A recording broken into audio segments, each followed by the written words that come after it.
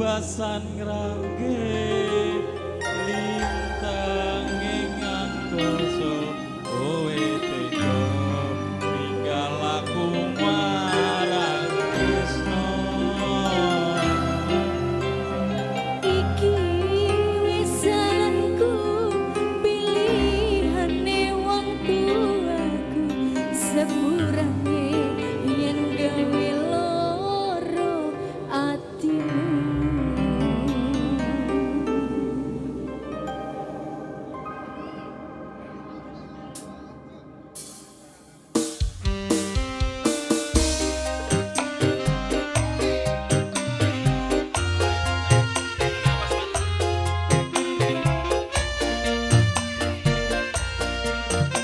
Mas Ali yang punya pasar Kebayoran Lama, pasar Kebayoran Lama.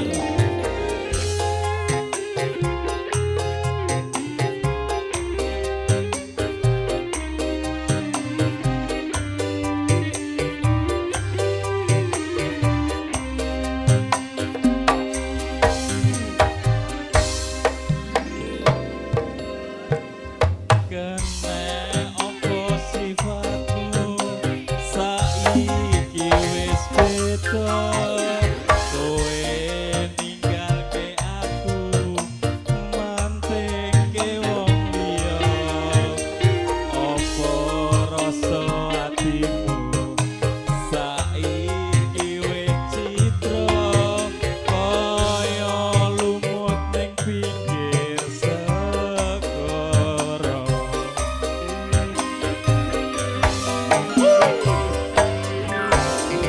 Asesek ning jero dodo pancen larang arep kepiye maneh aku